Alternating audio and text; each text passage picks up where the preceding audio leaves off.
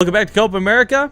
We're in a brand new best of 3. Blord versus Ruff, Ruff versus Blord, but this is also the winner's match, most importantly, for day qualifier 3 of Copa America.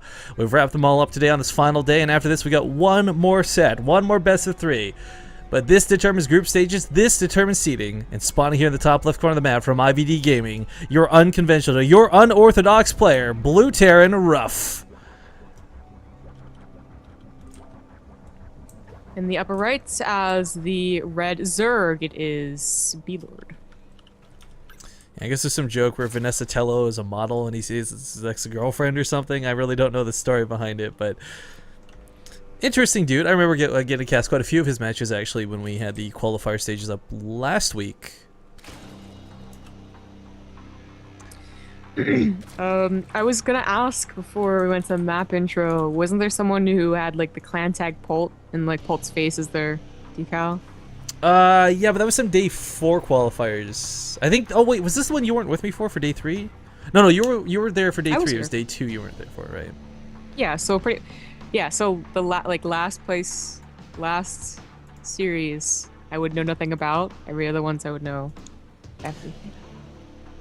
Well, you got a good one to watch at the very least. Huck vs. Gem Rising turned out to be a pretty fun series, but Ruff is playing something similar to what, if you guys ever knew, a player named HTO Mario would do.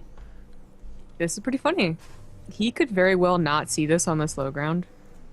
The Overlord could pass by the bridge, or the top rather, and then go right off to the left. And with the gas, this looks like an 888. Of course, there's too many SCVs for this to have been an 888, but he may expect Reapers, and that could cause a little bit of panic, but because he's already got gas, and because he went pool first, he's actually pretty prepared for this.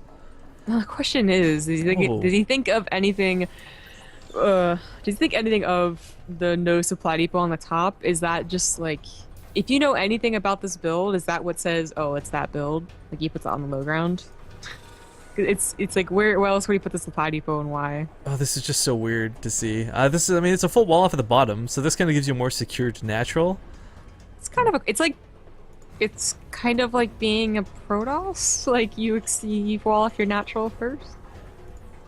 Well, he's just gonna go with as much Hellions as possible here, of course, but still weird to see. And we do have Lings looking around the map for those proxies that he's expected to come in. I don't know if Blord did his homework or not, but of course Ruff, he's got a reputation for weirder, stranger, unorthodox builds like this. And while he may not have scouted anything right off the bat, this may not be something that catches Blord off guard. Again, only if he's done his homework prior to this. Well, the Hellions will be coming really, really early. Yeah. A lot earlier than you would expect. And of course, there being no Reaper, he's still kind of in the dark as to what's happening. Still has yet to scout the front. I mean, that is literally one thing he can do that will tell him absolutely everything, and he hasn't done it. I guess he's never going to. The Hellions come out, and that'll be the first thing that Blord sees. What's up, Slowlings? How you doing? Having a time? Let me invite you to my barbecue. Oh, speed kicks in actually at the right moment, so that burn is no longer effective. He's like taunting the Lings. The Lings get speed, and they're like, oh my god. Oops. Run. Well, he's actually going to take care of this pretty easily. And he can repair the little bit of damage that went down, but for Ruff, I mean, or for rather Blord, he needed those Lings to be home to defend. Look at this. There's no queens, there's no wall off, there's not going to be an evolution chamber wall by any means. Usually when Hellions are out, like, you have enough money to spare for a couple of Lings, so, you know, bide time.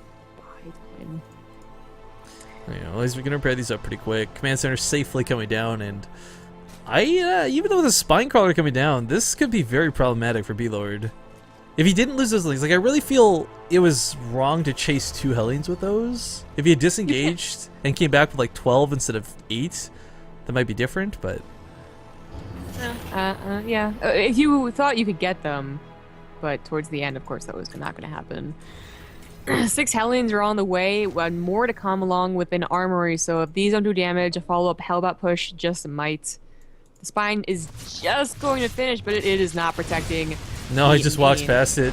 Immediate GG. Wow, not even trying. But let's be honest, what was he going to defend with the Lings died on the ramp, the Queens were down on the low ground, they weren't coming back to the high ground. It seems abrupt, but Blord just saved himself some time, some headache, I think. Yeah, I didn't mean to say like, oh my god, he's not even trying in like a bad way, like just like a oh my god, he didn't even try, guys.